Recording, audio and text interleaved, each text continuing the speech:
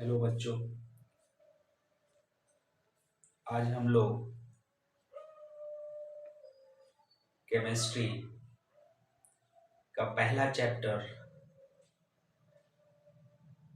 Mole concept start करने जा रहे हैं, जो काफी महत्वपूर्ण है। बेसिकली इस चैप्टर से डायरेक्टली और इनडायरेक्टली काफी क्वेश्चंस पूछे जाते हैं। ठीक है, डायरेक्टली बेसिकली आपसे पूछ लेगा नंबर ऑफ मोल का कैलकुलेशन कैसे करते हैं। ठीक है, नंबर ऑफ एटम का calculation, number of electron, proton, neutron, etc का कैलकुलेशन कैसे करते हैं। ठीक है, ये तो बात हुई मोल कॉन्सेप्ट चैप्टर से डायरेक्ट क्वेश्चन पूछे जाते हैं, लेकिन इनडायरेक्ट भी इस चैप्टर से क्वेश्चन पूछे जाते हैं। जैसे कोई भी आप फिजिकल केमिस्ट्री का चैप्टर ले लीजिए, चाहे आप एटॉमिक स्ट्रक्चर की बात करें, गैसियस स्टेट्स की बात करें, इक्विलिब्रियम की बात करें, ठीक है, सॉलिड स्टेट की बात करें, सॉल्यूशन की बात करें, इलेक्ट्रोकेमिस्ट्री की बात करें, सरफेस केमिस्ट्री की बात करें, हर जगह ऑलमोस्ट फिजिकल केमिस्ट्री के हर चैप्टर में मोल कॉन्सेप्ट की जरूरत पड़ती है। ठीक है, इसीलिए ये चैप्टर काफी इंपॉर्टेंट हो जाता है। इसीलिए अगर इस चैप्टर की हमें बेटर अंडरस्टैंडिंग नहीं होगी तो हमें प्रॉब्लम्स हो सकता है। ठीक है, सिर्फ फिजिकल केमिस्ट्री ही नहीं, ऑर्गेनिक हो गया, इनऑर्गेनिक हो गया, वहां पर भी कहीं ना कहीं किसी ना किसी तरह से इस चैप्टर की जरूरत पड़ती है। तो बेसिकली मैं सबसे पहले क्लियर करना चाहूंगा ये मोल क्या होता है। ठीक है, इस चीजों को मैं बेसिकली बारीकी से आपको बताने की कोशिश करूंगा। ठीक है, आप लोग ध्यान पूर्वक इस वीडियो को देखिएगा। ठीक है, आपको जरूर अच्छा लगेगा और आप सीखिएगा भी। और सीखने के बाद जब हम लोग कोई भी चीज सीखते हैं तो वास्तव में हमको एक अंदर से एक अच्छा फीलिंग हमको मिलता है। ठीक है, तो सबसे पहले ये पहला वीडियो है मेरा मोल कॉन्सेप्ट का, तो यहाँ पर बिल्कुल मैं बेसिक से कवर करने की कोशिश करूंगा। वैसे ये चैप्टर जो मोल कॉन्सेप्ट है बच्चों, इसको हम लोग जूनियर क्लास यानी क्लास 9th में भी पढ़ते हैं। ठीक है, तो आपको अगर उसका नॉलेज है तो बहुत अच्छी बात है, अगर नहीं भी है तो कोई इशू नहीं है। मैं सारे पहलुओं को देखते हुए आपको सिखाने की कोशिश करूंगा और मेरा वादा है आपको मैं जरूर सिखा के लेके जाऊंगा। ठीक है, तो आप लोग ध्यान पूर्वक सिर्फ बने रहिएगा। ठीक है, तो सबसे पहले बच्चों मेरे माइंड में यही सवाल आता है कि मोल आखिर किसे कहते हैं। ठीक है, तो बच्चों इसको मैं सीधे आंसर नहीं करता हूं, मैं बेसिकली रेफरेंस के थ्रू ही आंसर देता हूं। जब भी मैं बच्चों को पढ़ाता हूं तो रेफरेंस देकर ही मैं बच्चों को बताता हूं क्या होता है मोल का मतलब। तो बच्चों आप लोग डजन का नाम सुने हैं, इसका हिंदी होता है दर्जन। जैसे बच्चों अगर मैं आपसे पूछ लूं कि डजन क्या होता, दर्जन केला लाओ, दर्जन आम लाओ। ठीक है, अगर आपके पेरेंट्स अगर बोलेंगे दर्जन केला लाओ तो आप क्या करिएगा, आप उनसे कहिएगा पापा जो है कितना दर्जन केला चाहिए, कितना दर्जन आम चाहिए, ये चीज पूछिएगा ना। तो बच्चों यहां से माइंड में हमें समझ में आता है दर्जन का कोई भी बेसिक मतलब नहीं है। मतलब होता है एक दर्जन का, 2 दर्जन का, 10 दर्जन का, यानी कि 1 दर्जन हमको पता है, बाकी सारा चीज हम लोग मैथ्स लगाकर कैलकुलेट कर सकते हैं। तो हम लोग बच्चों डजन यानी दर्जन के बारे में जानते हैं। जैसे बच्चों क्या होता है 1 डजन बराबर क्या होता है, तो देखो हम लोग लिखते हैं। तो पहले यहां पर मैं लिख देता हूं बच्चों, ये क्या है क्लास 11th, क्लास 11th का जो पहला चैप्टर है बच्चों मोल कंसेप्ट। ठीक है, वैसे आप देखिएगा बुक में अगर 11th का जो एनसीईआरटी का बुक है, मार्कर गिर गया, उठा लूं मैं, ठीक है। वैसे अगर आप बुक में अगर आप बच्चों देखिएगा तो पहला चैप्टर जो एनसीईआरटी में लिखा हुआ मिलेगा बच्चों, वो है some basic concept of chemistry, ठीक है। तो नाम से ही पता चल रहा है, ठीक है, बेसिक्स, यानी कि हम लोग बेसिक इसलिए करें क्योंकि इस चैप्टर का यूज जो है बहुत ज्यादा होने वाला है हर जगह, ठीक है ना। जैसे ABCD के बिना आप जो है अंग्रेजी नहीं पढ़ सकते, उसी तरह इंग्लिश जानने के लिए आपको ABCD आना चाहिए। तो ABC ये सब क्या है, बेसिक है, ठीक है। तो लेकिन इस चैप्टर को बेसिकली हम लोग किस नाम से जानते हैं बच्चों, मोल कॉन्सेप्ट, यानी कि ये जो some basic concept of chemistry है बच्चों, ये किस नाम से फेमस है, यस किस नाम से है, मोल कॉन्सेप्ट के नाम से फेमस है। इसका अगर आपको हिंदी जानना हो तो मैं बता सकता हूं, इसका हिंदी होता है बच्चों मोल अवधारणा, मोल अवधारणा, मोल अवधारणा। आ जाओ हम शुरुआत करते हैं बच्चों। मैंने आपको बताया है कि मैं सीधे नहीं बताता हूं, ठीक है, रेफरेंस के थ्रू ही बताऊंगा। 1 डजन, 1 डजन, डजन का हिंदी होता है दर्जन। 1 डजन मतलब कितने होते हैं बच्चों, 12 पार्टिकल्स, 12 पार्टिकल्स या क्या है 12 पीसेस,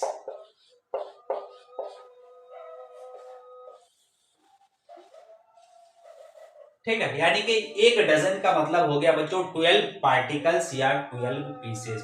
कोई भी चीज का अगर बच्चों आपके पास कितना है 12 पीस है, 12 टुकड़ा है, इसका मतलब क्या होगा बच्चों 1 डजन, ठीक है।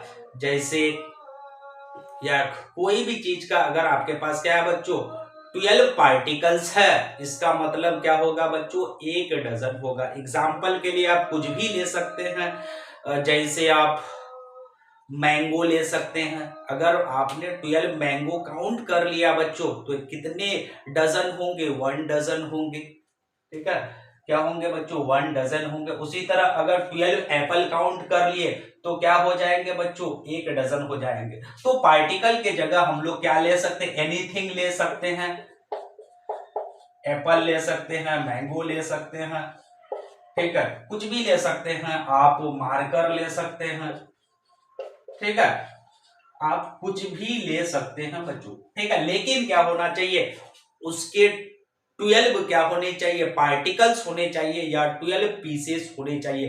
कोई भी चीज अगर 12 पार्टिकल का कोई भी चीज है, अगर उसका संख्या में अगर वो क्या हो जाए 12 हो जाए बच्चों, तो वो क्या हो जाएंगे 1 डजन हो जाएंगे, ठीक है। सिमिलरली आपसे पूछा जाए 2 डजन में कितने पार्टिकल होंगे, तो 24 पार्टिकल होंगे।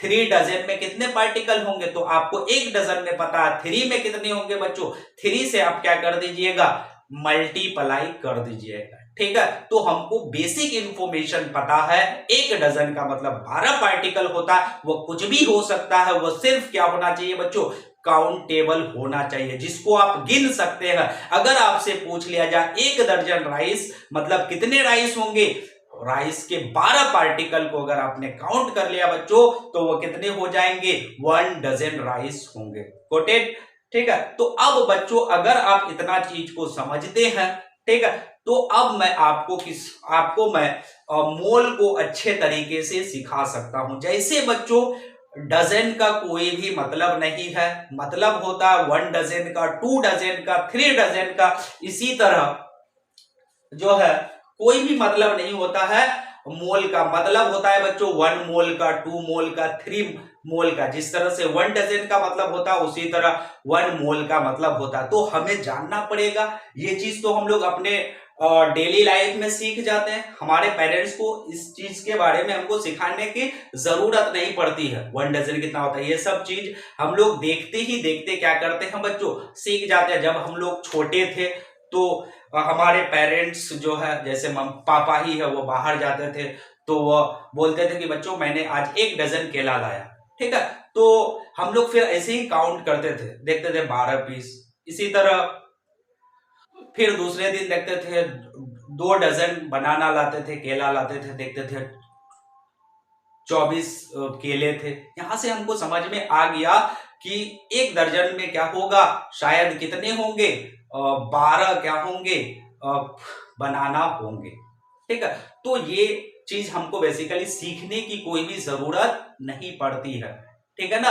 तो बच्चों ये चीज तो हम लोग डेली लाइफ में यूज करते हैं, लेकिन केमिस्ट्री में हम लोग किसकी बात करते हैं बच्चों, मोल की बात करते हैं। तो आ जाओ, जिस तरह हम लोग 1 डजन का मतलब समझते हैं, उसी तरह हम लोग किसकी बात करते हैं, 1 मोल की बात करते हैं। तो हमको सीखना है 1 मोल बराबर कितने पार्टिकल्स होते हैं। ठीक है, तो आ जाओ।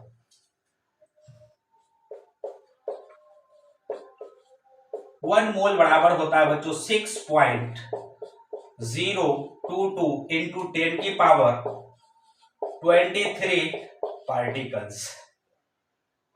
1 मोल बराबर कितने होते हैं, 6.022 इंटू 10 की पावर 23 पार्टिकल्स। अब बच्चों यहां पर हम लोग केमिस्ट्री की बात करते हैं, तो हम लोग एज अ केमिस्ट्री स्टूडेंट होने के नाते हम लोग पार्टिकल्स के जगह पर यहां पर हम लोग बेसिकली एप्पल मैंगो की बात कर सकते हैं, लेकिन हम लोग इसकी बात नहीं करेंगे। हम लोग जानते हैं केमिस्ट्री में एटम्स मॉलिक्यूल की बात करते हैं, इलेक्ट्रॉन प्रोटॉन की बात करते हैं। तो यहां पर मैं किसकी बात करूंगा, पार्टिकल्स की जगह मैं क्या लूंगा बच्चों, एटम्स लूंगा।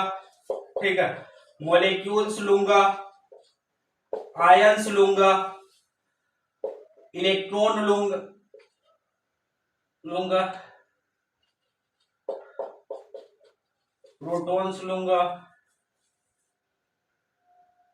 And neutron etc. ठीक है, तो 1 मोल बराबर क्या हो गया बच्चों, इतने पार्टिकल्स हो गए। अगर बच्चों आप अगर इतने पार्टिकल्स किसी भी चीज के अगर काउंट कर लेते हैं बच्चों, तो क्या हो जाएंगे 1 मोल हो जाएंगे। ठीक है, जिस तरह 1 डजन में इतने पार्टिकल्स होते हैं बच्चों, सिमिलरली 1 मोल में कितने पार्टिकल्स होते हैं बच्चों, 6.022 इंटू 10 की पावर 23 पार्टिकल्स होंगे। अब देखो बच्चों, ये एक बहुत बड़ा नंबर है बच्चों। अगर आप ध्यान से देखिएगा 10 की पावर कितना है, 23। ठीक है, तो बच्चों देखो, थोड़ा सा मैं फील कराने की कोशिश करता हूं आपको। जैसे आप लोग जानते हैं बच्चों 10 की पावर 1 हो जाए तो कितना होता है बच्चों, 10। 10 की पावर 2 हो जाए तो कितना होता है बच्चों, 100 होता है। इसी तरह 10 की पावर 3 हो जाए तो कितना होगा, 1000 होगा। इसी तरह अगर बच्चों 10 की पावर 4 हो जाए तो ये कितना हो जाएगा बच्चों, 10,000 हो जाएगा। इसी तरह से चलते जाएगा। तो आपके दिमाग में आ रहा होगा ये जो नंबर है बच्चों, बेसिकली एक बहुत बड़ा क्या है बच्चों, नंबर है। ठीक है, क्या है बच्चों, एक बहुत बड़ा क्या है, ये नंबर है। ठीक है, अब देखो एक बहुत बड़ा ये क्या है बच्चों, आपका नंबर है।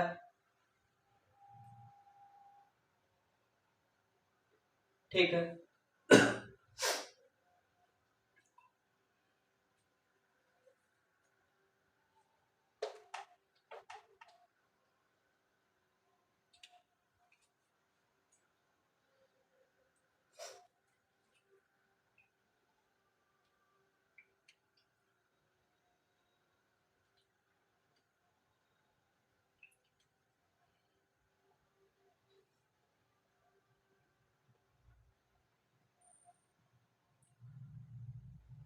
तो एक्चुअली में ये जो है बच्चों 1 मोल बराबर क्या है, इतने पार्टिकल्स है। यानी कि अगर आप ध्यान से देखते हैं तो यहां पर 1 मोल में क्या है, इतने पार्टिकल्स है। और ये क्या है बच्चों, बहुत बड़ा नंबर है। ठीक है बच्चों, क्या इस नंबर को के या इस नंबर के बराबर अगर बच्चों, अगर इस नंबर के बराबर अगर पार्टिकल आपको दे दिया जाए और आपको बोला जाए कि कंटिन्यूअसली इतने पार्टिकल को काउंट करिए, क्या काउंट किया जा सकता है, बिल्कुल भी नहीं बच्चों।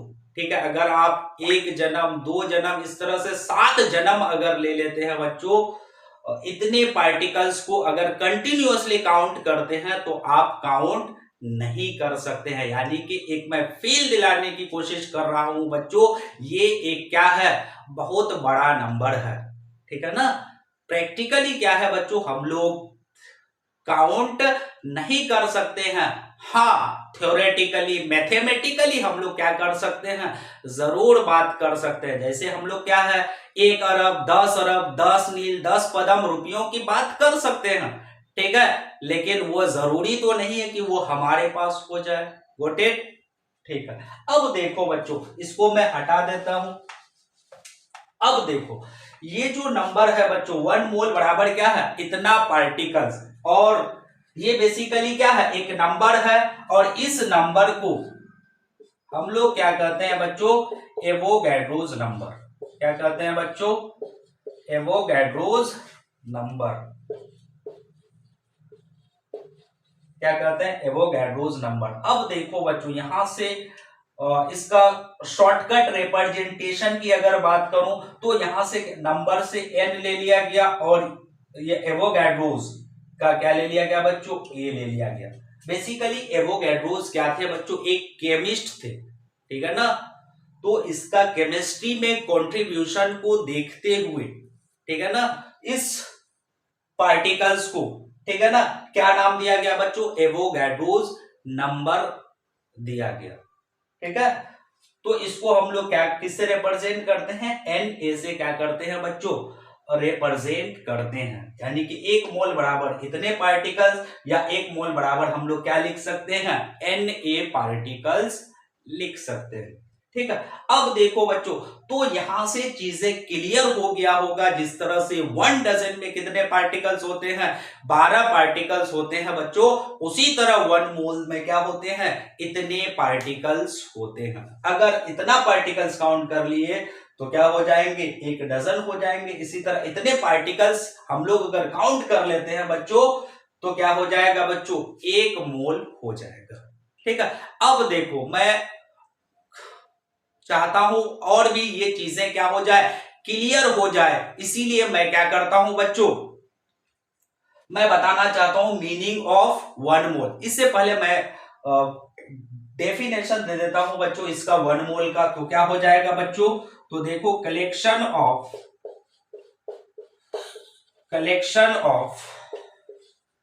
6 पॉइंट क्या हो जाएगा, 6.022 इंटू 10 की power 23 particles of any substance is called, क्या हो जाएगा, 1 मोल हो जाएगा, ठीक है ना। कलेक्शन ऑफ इतना particles of any substance is called 1 मोल। यानी इतने पार्टिकल 6.022 इंटू 10 की पावर 23 पार्टिकल्स के समूह को हम लोग क्या कहते हैं बच्चों, 1 मोल कहते हैं। जिस तरह से 12 कण के समूह को 1 डजन यानी 1 दर्जन कहते हैं, उसी तरह इतने पार्टिकल्स के समूह को हम लोग क्या कहेंगे, 1 मोल कहेंगे। अब आ जाओ, मैंने जैसा कि बताया, अब मैं बात करूंगा बच्चों मीनिंग ऑफ 1 मोल पर। तो आप लोग इसको क्या करिए, लिख लीजिए, उसके बाद मैं स्टार्ट करता हूं। तो आप लोग लिख लिए होंगे।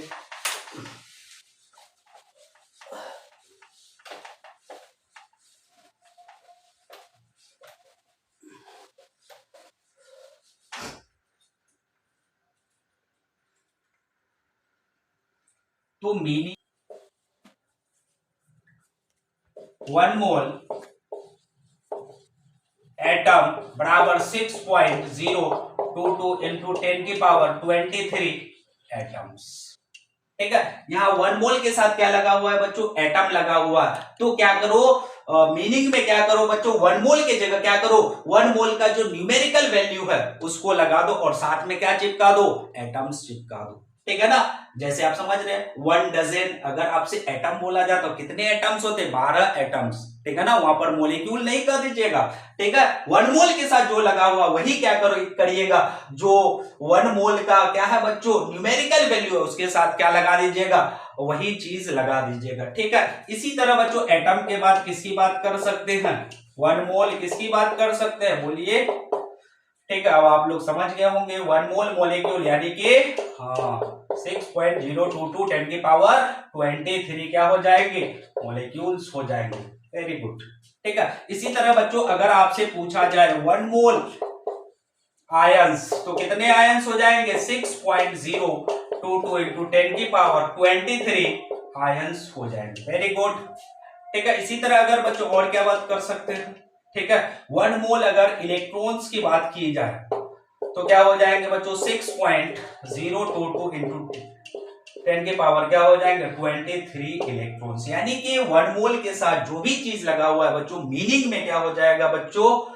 जो भी क्या है बच्चों 1 मोल का न्यूमेरिकल वैल्यू होता उसके साथ क्या करोगे? वही चीज चिपका दोगे। ठीक है। उसी तरह अगर 1 मोल किसकी बात की जाए?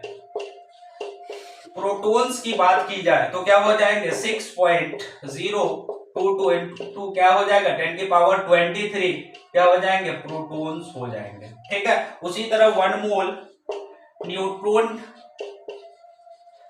ठीक है, बराबर क्या हो जाएंगे? 6.022 इंटू 10 की पावर 23 क्या हो जाएंगे? न्यूट्रॉन्स हो जाएंगे।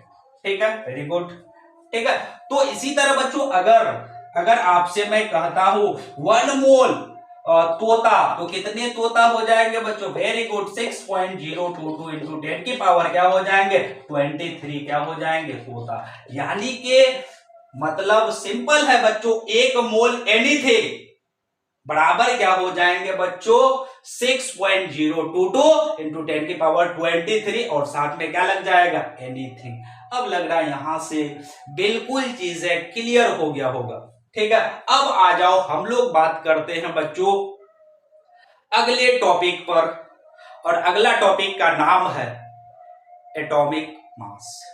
ठीक है, जिसका हिंदी होता है बच्चों परमाणु द्रव्यमान। तो आइए हम लोग उसको बेहतर तरीके से जानने की कोशिश करते हैं, और तब तक इसको आप लोग लिख लीजिए।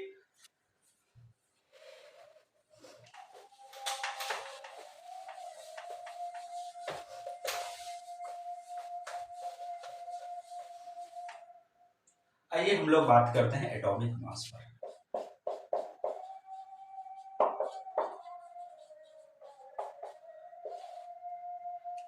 एटॉमिक मास यानी इसका हिंदी होता है परमाणु द्रव्यमान।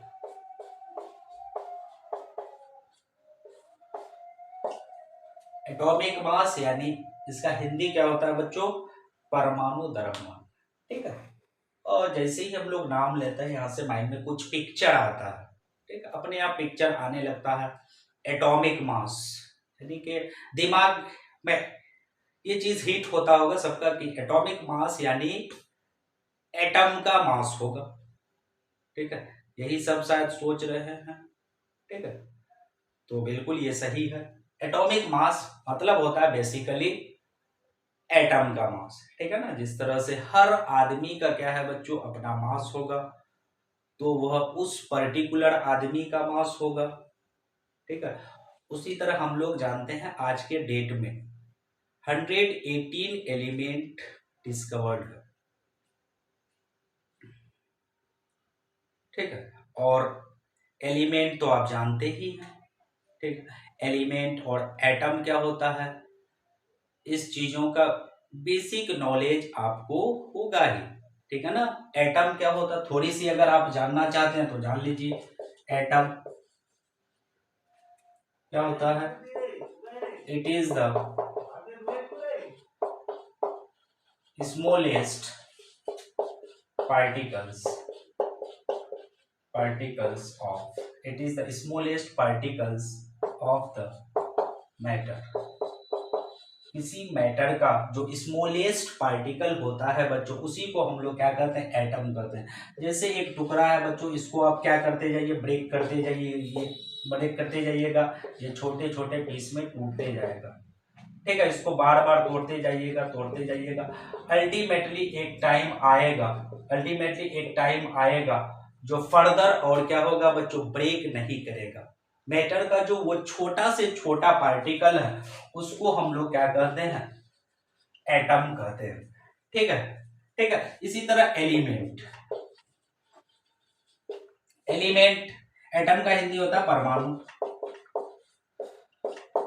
एलिमेंट का हिंदी होता है तत्व। ठीक है। तो क्या होता है इसको अगर मैं डिफाइन करना चाहूं तो क्या होगा, group of same kind of atoms is called element. Is called क्या कहलाता है, एलिमेंट कहलाता है। एक ही तत्वों के, परमाणुओं के समूह, ऐसे बच्चों इसको हम ऐसे डिफाइन कर सकते हैं, एक ही प्रकार के परमाणुओं के समूह को क्या कहते हैं, तत्व कहते हैं। एक ही प्रकार के परमाणुओं के समूह को क्या कहते हैं, तत्व कहते हैं। जैसे बच्चों उदाहरण से आप लोग समझ लीजिए, जैसे क्या है बच्चों, अगर मेरे पास एक लोहा का टुकड़ा है तो आप जानते हैं बच्चों, आप उसको देख तभी पा रहे हैं बच्चों, बेसिकली वहां पर क्या होंगे, बहुत सारे पार्टिकल एक साथ क्या हुए होंगे, एग्रीगेट हुए होंगे, तभी आप देख पा रहे हैं। जैसे अगर मैं बोलूं आपसे 5 मीटर पर आपसे 5 मीटर की दूरी पर एक बालू के कण है, वो आपको दिखेगा क्या, नहीं दिख रहा है, लेकिन वहीं पर ढेर सारे बालू के कण जमा हो जाए तो आप दूर से देख करके बता सकते हैं ये क्या है बच्चों, बालू है। इसी तरह यहां पर है बच्चों, जैसे लोहा का आप टुकड़ा देखते हैं, अगर लोहा का टुकड़ा देख रहे हैं तो बेसिकली वहां पर क्या होंगे, बहुत सारे क्या होंगे, लोहे के पार्टिकल, यानी Fe के क्या होंगे, पार्टिकल्स होंगे। तो आ जाओ, मेरे पास एक लोहा का टुकड़ा है, वो बेसिकली किससे बना होगा, Fe से बना होगा। ठीक है, किससे बना होगा, Fe से मिलकर के बना होगा। ठीक है, तो यहां पर ये जो है बच्चों, किसी एक को, इसको मैं क्या कहता हूं, इसको मैं कहता हूं एटम, और पूरे को मैं क्या कहता हूं, एलिमेंट। तो क्लियर हो गया होगा चीजें, क्या होता है बच्चों, एटम किसी भी मैटर का क्या है, स्मॉलेस्ट पार्टिकल होता है। तो ये लोहा भी क्या है बच्चों, एक मैटर है। ठीक है, मैटर के बारे में आप जानते हैं, anything that has mass and occupy space is called क्या कहलाता, मैटर कहलाता। तो ये एक मैटर है, इसका जो स्मॉलेस्ट पार्टिकल है इसको हम लोग एटम कहेंगे, और पूरे को हम लोग क्या कहेंगे बच्चों, एलिमेंट कहेंगे। और यहां पर मैंने लिखा रखा है, group of same kind of atoms is called क्या कहलाएगा, एलिमेंट। एक ही प्रकार के परमाणुओं के समूह को क्या कहते हैं, तत्व कहते हैं। अब चीजें क्लियर हो चुका होगा। अब आ जाओ, हम लोग आते हैं बच्चों एटॉमिक मास के किस पर, डेफिनेशन पर आते हैं। ठीक है, तो इसको मैं रब कर देता हूं। ये बेसिकली आपके लिए क्या था बच्चों, एक बेसिक इंफॉर्मेशन था। तो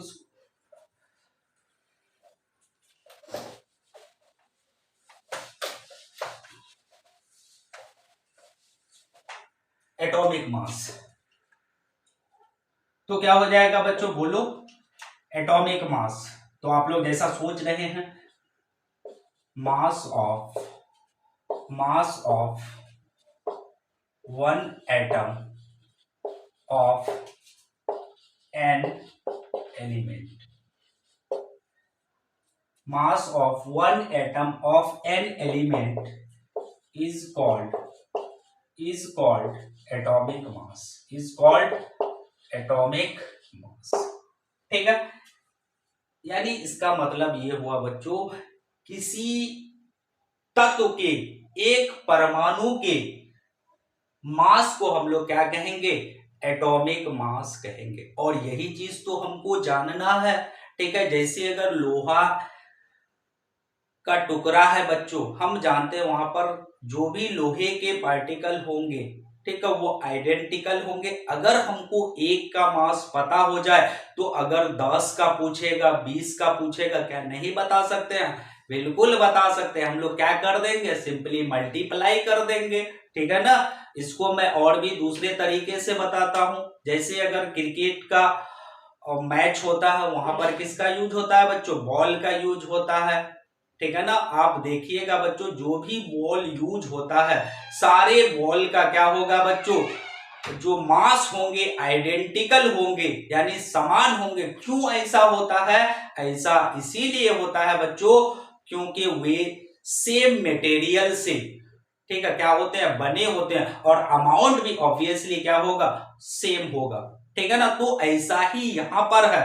ठीक है, अगर हमको किसी पर्टिकुलर एटम का क्या है, एक एटम का अगर मास पता है तो हम क्या कर सकते हैं, कितने भी एटम का क्या कर सकते हैं, मास बता सकते हैं। तो हमें बेसिकली क्या जानना है बच्चों, एक एटम का मास जानना। जैसे सोडियम का एक एटम का मास जान लेंगे तो हम क्या बता सकते हैं, 1 दर्जन क्या बता सकते हैं बच्चों, सोडियम एटम का मास बता सकते हैं। बेसिकली हम लोग जानते हैं, मोल कॉन्सेप्ट नाम ही है इस चैप्टर का, तो बेसिकली हम लोग किसी ना किसी तरह मोल चैप्टर का यूज करेंगे ही करेंगे। यानी कि बेसिकली हमको जरूरत पड़ेगी 1 मोल सोडियम एटम का मास, ठीक है, 1 मोल कैल्शियम एटम का मास, ठीक है ना। तो इसीलिए क्या होता है बच्चों, एटॉमिक मास हमारे लिए क्या हो जाता है, महत्वपूर्ण हो जाता है, ठीक है। तो आ जाइए, हम लोग डिफाइन कर चुके हैं एटॉमिक मास को। अब बच्चों बात हम लोग करेंगे आखिर एटम का जो मास है, ठीक है, आखिर वो कैसे कैलकुलेट किया जाता है, ठीक है ना। किसी भी एटम का जो मास है, जो एटॉमिक मास है, उसको कैसे कैलकुलेट किया जाएगा, ठीक है, इसी चीज को हमें जानना है। जैसे सोडियम का ही पूछ लेगा एटॉमिक मास क्या होगा, ठीक है, मैग्नीशियम है उसका एटॉमिक मास क्या होगा, ठीक है, या उसका वैल्यू कितना होगा, ये चीज हमसे पूछ लेगा तो हम जानेंगे तभी ना बता पाएंगे, ठीक है, वेरी गुड। तो अब हम बात करेंगे बच्चों एटॉमिक मास किसी भी एटम का हम लोग कैसे निकालते हैं। तो आप सोचो बच्चों, अगर मैं आपसे पूछ लूं किसी इंसान का आपको मास निकालना है तो उसका मास क्या होगा बच्चों, उस इंसान के बॉडी के डिफरेंट पार्ट्स पर डिपेंड करता है। एक लेग अगर काट दिया जाए तो उसका मास क्या होगा, पहले से कम हो जाएगा, होगा ना, ठीक है। तो सिमिलरली बच्चों हमें सोचना पड़ेगा जो एटम है बच्चों वो बेसिकली किससे बना होता है। अगर ये चीज हमको पता हो जाए, ठीक है, तो हम लोग क्या कर सकते हैं, हम उस एटम का एटॉमिक मास को क्या कर सकते हैं, बता सकते हैं। तो जैसा कि सबको पता है, जूनियर क्लास में भी हम लोग पढ़े हैं चीजें, एटॉमिक मास के बारे में बात करते ही करते हैं। अगर आप लोग नहीं भी जानते हैं तो आप लोग, मैं जैसे जैसे बता रहा हूं आप लोग ध्यान दीजिए। तो बच्चों बेसिकली एटम किससे मिलकर के बना होता है, 3 चीज से मिलकर के बना होता है, इलेक्ट्रॉन, प्रोटॉन और किससे बच्चों, न्यूट्रॉन से मिलकर के बना होता है। ये 3 पार्टिकल से मिलकर के बना होता है, कोई भी एटम ये 3 पार्टिकल से मिलकर के बना होता है, इलेक्ट्रॉन, प्रोटॉन और न्यूट्रॉन से मिलकर के बना होता है। सोचो अगर हमको इलेक्ट्रॉन का मास पता चल जाए, प्रोटॉन का मास पता हो जाए, न्यूट्रॉन का मास पता हो जाए, तो हम लोग क्या करेंगे, अगर तीनों का मास को एड ऑन कर देंगे तो उस पर्टिकुलर एटम का हमें मास पता हो जाएगा और उस पर्टिकुलर एटम के मास को ही हम लोग क्या कहेंगे, एटॉमिक मास कहेंगे, ठीक है। तो आ जाओ, सबसे पहले हमको जानना है इलेक्ट्रॉन का मास कितना होता है। तो सबको आइडिया होगा कितना होता है, मास ऑफ, इसको हम लोग इस तरह से लिखते हैं, मास ऑफ क्या, इलेक्ट्रॉन कितना होता है 9.1 इंटू क्या होता है 10⁻31 kg।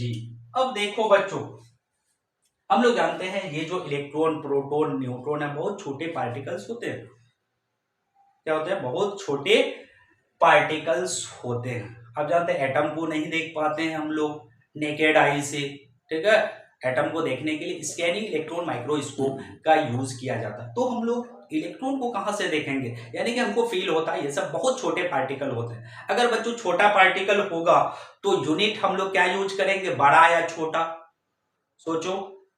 तो यस, हम लोग कौन सा यूनिट यूज करेंगे बच्चों, छोटा यूनिट यूज करेंगे, ठीक है। इस बात को मैं फील दिलाने के लिए मैं आपको एग्जांपल देता हूं। एग्जांपल क्या है, जैसे अगर मान लो घर में मान लो बच्चों आपके जो बड़े भैया है उसकी क्या है, शादी है, ठीक है, आप ट्रैक्टर लेकर के अ, दुकानदार के यहाँ जाते हैं और उसको आप क्या कहिएगा कि हमें 2 ग्राम चावल दीजिए, क्या ऐसा आप बोलिएगा, बोलिएगा नहीं बोलिएगा, ऐसा बिल्कुल भी आप नहीं बोलिएगा, नहीं तो वो दुकानदार पगला जाएगा, ठीक है ना, ठीक है। तो आप वहां क्या बोलिएगा जा करके, आप यही बोलिएगा कि हमको 10 क्विंटल, 20 क्विंटल या टन के हिसाब से बात करिएगा कि हमको इतना क्विंटल या इतना टन या इतना मन क्या करिए चावल दे दीजिए। आप ये नहीं बोलिएगा कि हमको जो है 2 ग्राम चावल दे दीजिए या आधा केजी चावल दे दीजिए, ऐसा आप नहीं बोलिए। तो बच्चों हम लोग जब अमाउंट ज्यादा लेते हैं तो क्या करते हैं बच्चों, यूनिट भी क्या करते हैं बढ़ा देते हैं। ठीक है, यूनिट भी क्या करते हैं बड़ा वाला लेते हैं मतलब। ठीक है, तो इसी तरह यहां पर है बच्चों मास ऑफ क्या है इलेक्ट्रॉन क्या है 9.1 इंटू 10 की पावर कितना होता है -31 केजी। ठीक है, तो बच्चों हम लोग केजी वाला यूनिट यूज नहीं करेंगे, हम लोग क्या करते हैं जो एटम है, ठीक है, उसका एटॉमिक मास के लिए क्या यूज करते हैं एएमयू यूज करते हैं। इसका मतलब है एटॉमिक मास के लिए एएमयू यूनिट यूज करते हैं। ठीक है ना, तो इसका जो होगा जो इलेक्ट्रॉन का मास होगा, प्रोटॉन का मास होगा या न्यूट्रॉन का जो मास होगा, उसका जो मास लेंगे बच्चों वो किस यूनिट में लेंगे एएमयू में लेंगे। एएमयू का मतलब मैं बता दूंगा क्या होता है एटॉमिक मास यूनिट। तो बच्चों देखो मास ऑफ इलेक्ट्रॉन या हम ऐसे लिख सकते हैं mass of electron in AMU कितना होता है बच्चों 0.0000549 क्या है एएमयू। ठीक है, एएमयू के जगह आज के डेट में क्या यूज किया जाता है बच्चों सिर्फ यू भी हम लोग क्या कर सकते हैं यूज कर सकते हैं। ठीक है, आप लोग जानिए ना सब चीज शॉर्टकट हो रहा है, तो केमिस्ट्री वालों ने भी यहाँ शॉर्टकट कर दिया। एएमयू के जगह हम लोग क्या यूज कर सकते हैं सिंपली क्या यूज कर सकते हैं बच्चों यू। एएमयू का मतलब होता है बच्चों फुल फॉर्म क्या होता है बच्चों एटॉमिक मास। ठीक है, नाम से ही पता चल रहा है यूनिट है। ठीक है, मास का।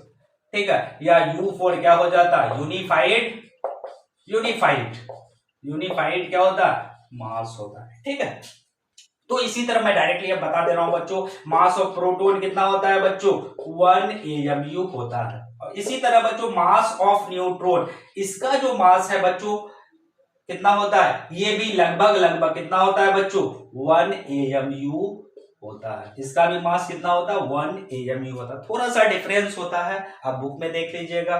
ठीक है, माइन्यूट सा डिफरेंस है डेसिमल के बाद भी, डेसिमल के बाद। ठीक है, तो mass of proton 1 AMU, mass of neutron क्या होता है 1 एएमयू। यानी कि मैं यहाँ लिख देता हूं वैसे मास ऑफ प्रोटॉन और क्या है मास ऑफ न्यूट्रॉन कितना होता है बच्चों लगभग क्या होता है मास ऑफ प्रोटॉन एंड क्या है मास ऑफ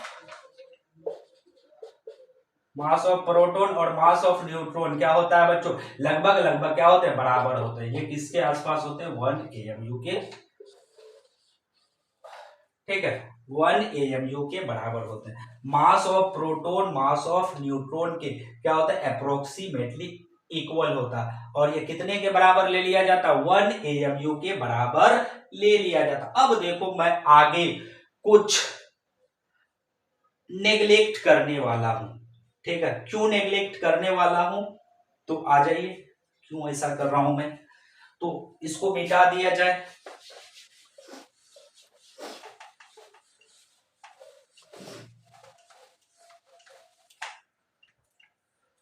तो आ जाइए क्या है बच्चों अगर आपको बोला जाए ratio of mass of proton and electron, अगर ये पूछ लिया जाए बच्चों क्या निकाल सकते हैं बिल्कुल निकाल सकते हैं। तो क्या होगा ratio of mass of proton and क्या हो जाएगा इलेक्ट्रॉन, तो क्या हो जाएगा मास ऑफ प्रोटॉन ऊपर मास ऑफ इलेक्ट्रॉन क्या हो जाएगा नीचे। तो ये क्या हो जाएगा बच्चों ये आपका है मास ऑफ प्रोटॉन कितना होता है 1 एएमयू, लिखने की जरूरत नहीं है सेम यूनिट कट जाएगा। ये कितना है 0.00549 एएमयू कट जाएगा ये चीजें। ठीक है, वेरी गुड। अब देखो बच्चों हम जानते हैं मास ऑफ प्रोटॉन और न्यूट्रॉन क्या होता है बराबर होता है ना, तो किसी एक को ले लो आप काम चल जाएगा। ठीक है, तो क्या हो जाएगा अब देखो बच्चों इसको सॉल्व करिएगा। ठीक है ना, इसको हम सॉल्व कर भी सकते हैं लेकिन मुझे वैल्यू याद है इसलिए मैं डायरेक्ट लिख देता हूं, आप चेक कर लेना। आपका आ जाएगा बच्चों 1837, यानी कि क्या हो जाएगा इसको इधर भेज दो मास ऑफ प्रोटॉन बराबर क्या हो जाएगा 1837 टाइम्स ऑफ क्या हो जाएगा, मास ऑफ इलेक्ट्रॉन। कहने का क्या मतलब है बच्चों, कहने का मतलब यह है प्रोटॉन का जो मास है इलेक्ट्रॉन के मास से 1837 गुना क्या होता है, या 1837 टाइम क्या होता है, ज्यादा होता है। ठीक है ना, यानी कि क्या है बच्चों, प्रोटॉन का मास बहुत ज्यादा है। क्या है, प्रोटॉन का मास क्या है, बहुत ज्यादा है। तो इस चीज का मैं फील करा देता हूं। जैसे मान लो बच्चों, एक हाथी का हम लोग क्या करते हैं, वही वेइंग स्केल का सहारा लेकर के क्या करते हैं, मास को मेजर करते हैं। ठीक है, तो देखा ये गया कि उसका मास क्या है, चींटी के साथ देखा गया उसका मास कितना है, 2000 केजी है। अब क्या करता हूं मैं, क्या करता हूं, वो जो हाथी के शरीर में चींटी था, ठीक है, उसके साथ हाथी का मास कितना है, 2000 केजी है। अब मैं क्या करता हूं, उस हाथी के शरीर से चींटी को हटा देता हूं, तब मैं उसका क्या करता हूं, मास को मेजर करता हूं। तो कितना मास होगा, यस कितना होगा, 2000 केजी ही होगा। या आप ऐसे भी समझ सकते हैं बच्चों, हाथी के शरीर से मान लो क्या है, कुछ बाल क्या हो जाए, निकल जाए, ठीक है ना, तो बाल निकलने से पहले और बाद में क्या होगा बच्चों, हाथी के मास में कोई फर्क पड़ेगा, बिल्कुल भी कोई फर्क नहीं पड़ेगा, क्योंकि वो जो हाथी के हेयर है उनके शरीर के कंपेयर में उसका मास क्या है, नेग्लिजिबल है। आप उसको ऐड करिए नहीं करिए, उससे कोई भी फर्क नहीं पड़ेगा। जैसे हमारा शरीर ही है, ठीक है, हमारा जैसे कुछ मास होगा 70 केजी, 80 केजी या 50 केजी जो भी होगा, लेकिन क्या है, एक आध हेयर वेयर हमारा बॉडी से बाहर गिर जाते हैं, कहीं पर गिर जाते हैं, तो क्या होगा बच्चों, हमारा मास में कोई फर्क पड़ेगा क्या, बिल्कुल भी फर्क नहीं पड़ेगा। यानी कि हम कह सकते हैं हमारे शरीर के कंपेयर में ये जो हेयर या नाखून नेल्स है बच्चों, इनका मास क्या है, नेग्लिजिबल है, हम इसको नेग्लेक्ट कर सकते हैं। लेकिन बच्चों अगर आपसे बोला जाए कि तुम्हारा जो है मुंडी ही गायब हो जाए, तो इससे क्या हमारा मास पर फर्क पड़ेगा, बिल्कुल पड़ेगा। और इसको हम लोग अपने ओरिजिनल इनिशियल मास के कंपेयर में इसको नेग्लेक्ट नहीं कर सकते। तो मतलब यही हुआ बच्चों, अगर आप ध्यान से देखिएगा बच्चों, जो आपका इलेक्ट्रॉन और प्रोटॉन या सॉरी जो प्रोटॉन और न्यूट्रॉन का मास है बच्चों, इलेक्ट्रॉन के मास से 1837 टाइम्स क्या है, ज्यादा है। ठीक है, इसको आप ऐसे भी समझ सकते हैं, आपके पास 1 रुपया है, किसी के पास क्या है, 1837 रुपया है, यानी कि इसके तुलना में उसके पास 1837 गुना क्या है बच्चों, अमाउंट ज्यादा है। ठीक है, तो लग रहा है कि आपको चीजें ये क्लियर हो चुका होगा। ठीक है, तो इतना ज्यादा डिफरेंस होने के कारण हम लोग क्या कर सकते हैं, चीजें क्या कर सकते हैं, नेग्लेक्ट कर सकते हैं। ठीक है, वेरी गुड। तो क्या करेंगे बच्चों, अब देखो इतना चीज हो गया। अब देखो अगर हमें एटॉमिक मास निकालना हो तो क्या हो जाएगा बच्चों, तो यहां पर देखो ये मास ऑफ इलेक्ट्रॉन क्या हो जाएगा, कैन बी नेग्लेक्टेड, नेग्लेक्टेड यानी कैन बी क्या है, नेग्लेक्टेड, यानी इस इलेक्ट्रॉन का मास को हम लोग नेग्लेक्ट कर सकते हैं, क्या हो जाएगा, इलेक्ट्रॉन का हम लोग मास को नेग्लेक्ट कर सकते हैं। तो देखो बच्चों, एटॉमिक मास अगर किसी का कैलकुलेट करना हो तो क्या होगा, होना क्या चाहिए, मास ऑफ इलेक्ट्रॉन प्लस क्या हो जाएगा, मास ऑफ प्रोटॉन प्लस क्या होगा, मास ऑफ न्यूट्रॉन, ये होना चाहिए। ठीक है, वेरी गुड, ये हो जाएगा। अब देखो बच्चों, ये हम लोग जानते हैं इन के कंपेयर में या इनके कंपेयर में इसका मास क्या है, नेग्लेक्टेड है। अगर नेग्लेक्ट है तो इसको हम लोग क्या कर सकते हैं, छोड़ सकते हैं। ठीक है, इसको लिखने की कोई भी जरूरत नहीं है। अगर आप बच्चों एटॉमिक मास में इनका भी अगर मास को ऐड करते हैं तो मास में कोई फर्क पड़ेगा क्या, नहीं पड़ेगा। जिस तरह से तुम्हारे बॉडी से एक नाखून तुम्हारा बॉडी में एक नाखून आ जाए या एक नाखून गिर जाए, तुम्हारा मास में कोई फर्क नहीं पड़ेगा। उसी तरह क्या है बच्चों, इलेक्ट्रॉन का मास ऐड हो जाए या ना हो, इससे एटम के मास पर कोई फर्क नहीं पड़ेगा। इससे क्या हो जाएगा, फायदा ये होगा बच्चों, ये जो डेसिमल वाला मास है, इलेक्ट्रॉन का मास किसमें है, डेसिमल है, आप इसको अगर ऐड उड करिएगा तो क्या होगा, ऐड उड करने में गलती होगी। तो इससे बचने के लिए हम लोग क्या करते हैं, सीधे इलेक्ट्रॉन का मास को क्या कर देते हैं, गायब कर देते हैं। इससे हमारा कैलकुलेशंस क्या हो जाएंगे, इजी हो जाएंगे। ठीक है, तो इसका मास को मैं क्या करूंगा, नेग्लेक्ट कर दूंगा। ठीक है, वेरी गुड। तो क्या हो जाएगा, अब क्लियरली हम लोग बात कर सकते हैं, एटॉमिक मास बराबर क्या हो जाएगा, बोलो mass of, very good, mass of proton plus क्या होगा, मास ऑफ न्यूट्रॉन, ये चीज हो जाएगा। अब देखो बच्चों, यानी किसी भी एटम का अगर हमको एटॉमिक मास जानना है, हमको क्या पता होना चाहिए, उस एटम में कितने प्रोटॉन है और कितने न्यूट्रॉन है, ये चीज पता हो जाए, दोनों का क्या कर दो, सम कर दो, आपको एटॉमिक मास मिल जाएगा। जैसे मैं एक आध दो एग्जांपल देता हूं, उसके बाद फिर डायरेक्टली, हम तो सबका प्रोसेस के थ्रू नहीं बता सकते हैं, बताएंगे भी तो टाइम कंज्यूमिंग है, ठीक है, हम लोग स्मार्ट लोग हैं, हम लोग स्मार्टली काम करेंगे। एक दो एग्जांपल बता दूंगा, उसके बाद सीधे मैं एटम का एटॉमिक मास को बता दूंगा, क्योंकि इनका इंपॉर्टेंस बहुत ज्यादा है। जब आप नंबर ऑफ मोल का कैलकुलेशन करिएगा तो आपको एटॉमिक मास, मोलर मास, ठीक है, इन सारी चीजों की जरूरत होगी। तो आ जाओ बच्चों, जैसे मैं ले लेता हूं, कोई भी एग्जाम्पल ले लेता हूं, जैसे सोडियम ले लेता हूं बच्चों, सोडियम है, इसका एटॉमिक नंबर कितना होता है, 11 होता है। प्रोटॉन कितना होगा, वेरी गुड, ठीक है, हम लोग जानते हैं किसी भी एटम का जो एटॉमिक नंबर है वो किस पर डिपेंड करता है, प्रोटॉन पर। तो प्रोटॉन 11 है, इसका मतलब एटॉमिक नंबर 11 है, और ये एटम क्या है, न्यूट्रल है, तो इसमें क्या होंगे, इलेक्ट्रॉन भी क्या होंगे, 11 होंगे, और न्यूट्रॉन, ठीक है, कितना होगा बताइए, तो इसमें न्यूट्रॉन कितना होता है बच्चों, 12। तो आपको ये चीज ध्यान रखना पड़ेगा, ठीक है ना, न्यूट्रॉन क्या होता है बच्चों, 12 होता है। इतना चीज पता रहता है, अगर नहीं भी है तो याद कर लीजिए। जैसे हम लोग जानते हैं ना, शुरू में अगर पढ़ना शुरू करते हैं तो ABCD हमको याद कर लेना पड़ता है, ठीक है ना, तभी फिर हम लोग आगे चीजें सीख पाते हैं। उसी तरह इसमें कितना है, 12 न्यूट्रॉन है, ठीक है। तो क्या हो जाएगा, अब आ जाओ बच्चों, हम लोग क्या करेंगे, ये चीज पता हो गया, प्रोटॉन न्यूट्रॉन पता ही है, ठीक है, इलेक्ट्रॉन का मास को तो नेग्लेक्ट कर देंगे, अगर नहीं भी करोगे, जोड़ोगे भी, उससे कोई फर्क नहीं पड़ेगा। तो एटॉमिक मास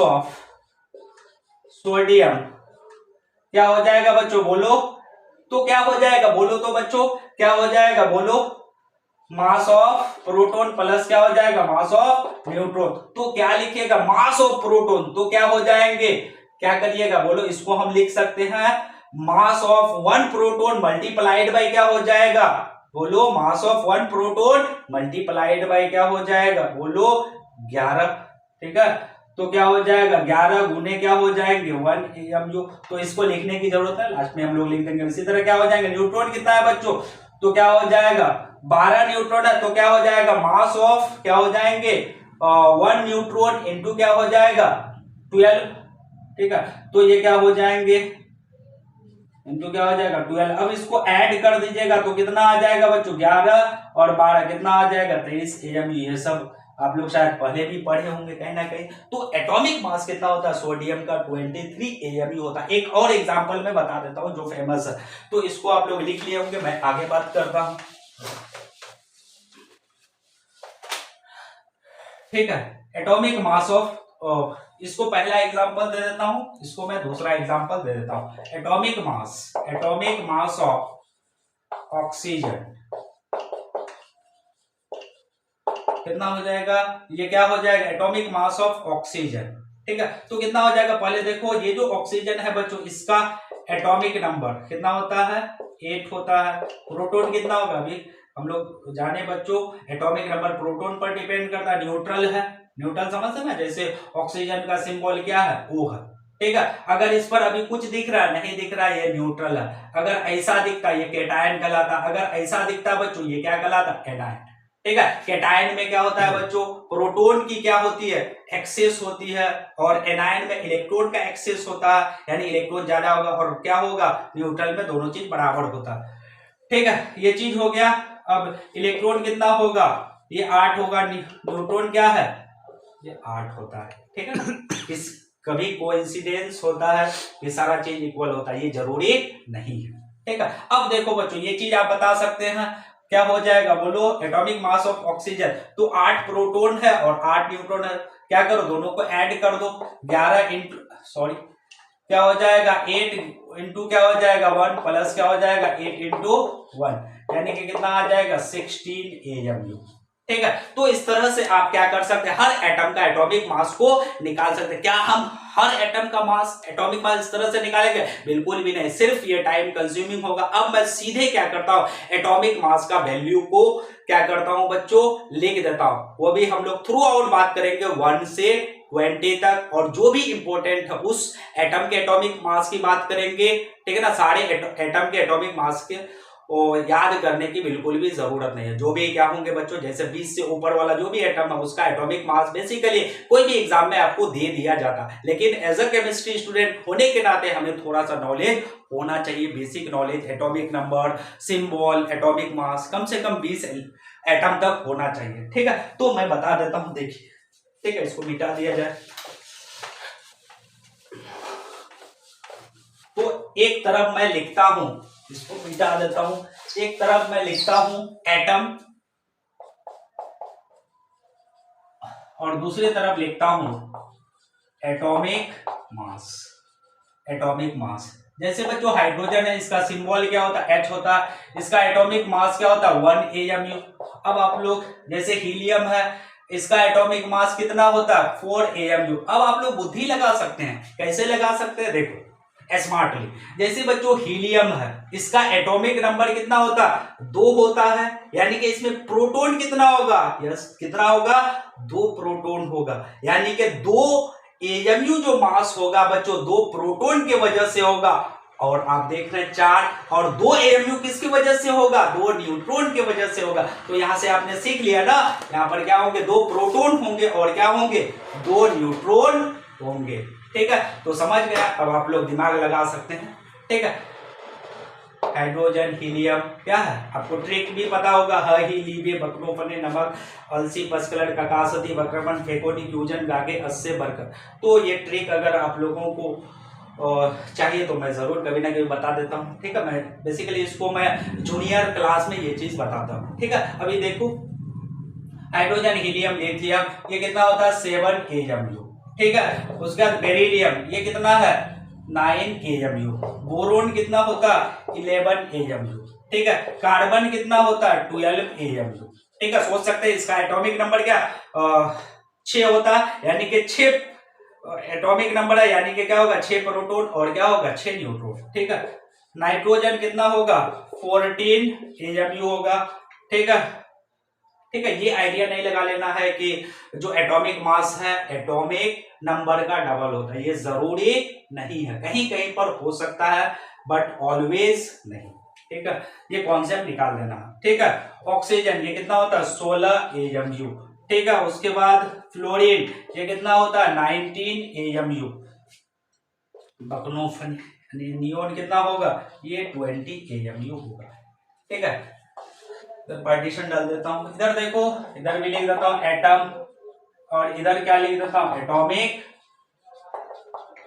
मास, ठीक है। इधर क्या हो जाएगा नियोन, उसके बाद सोडियम, ठीक है। पहले लिख लेता हूं मैं magnesium, aluminium, silicon, phosphorus, sulphur, chlorine, argon, potassium and क्या हो जाएगा कैल्शियम, ठीक है। तो मुझे जैसे याद है वैसे आपको भी याद हो जाएगा, इसके लिए प्रैक्टिस की जरूरत रहती है, ठीक है। तो बिल्कुल भी घबराने की जरूरत नहीं है, धीरे धीरे आप भी चीजें सीख जाइएगा, ठीक है। 23 AMU अभी जस्ट मैंने कैलकुलेट किया है, इसका कितना होता है 24 AMU, इसका कितना होता है 27 AMU, ठीक है, ठीक है ना। मैं अपने मन से कुछ भी नहीं लिख रहा हूँ, ठीक है ना, ठीक है। आप बुक से मिला लीजिएगा, ठीक है। ये कितना है 28 AMU, ठीक है। इसका कितना होता है बच्चों 31 AMU, इसका कितना होता है यस, इसका कितना होगा 32 AMU, इसका कितना होता है फ्रैक्शन में होता है, ठीक है ना।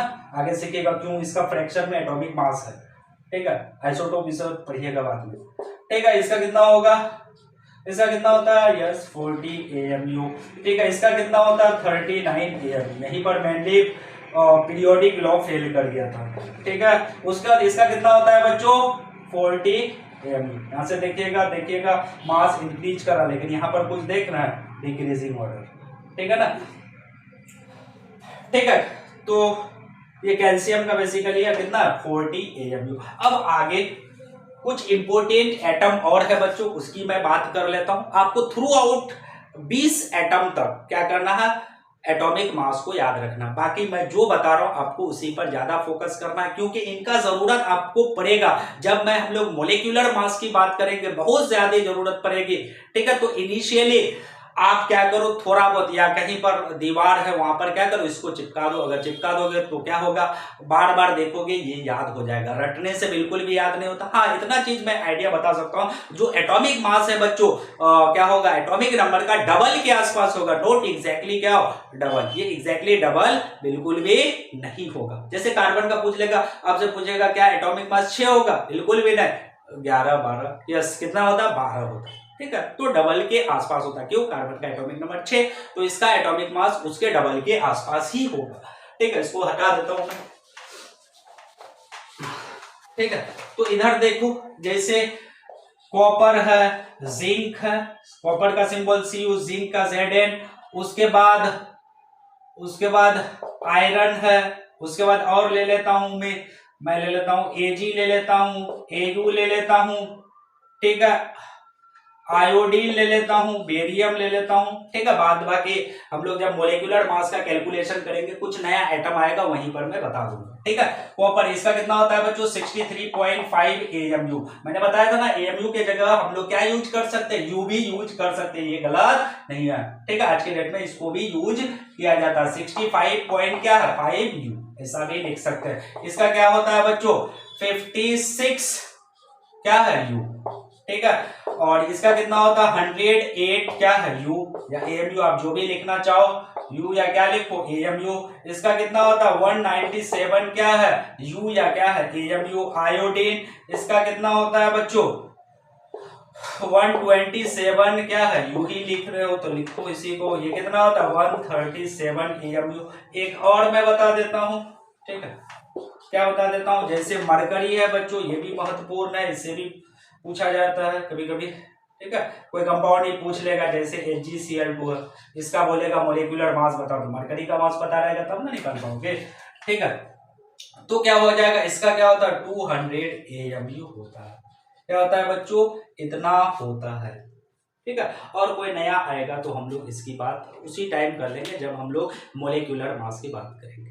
ठीक है, तो आज हम क्लास को यही तक क्या करते हैं बच्चों, स्टॉप करते हैं। ठीक है,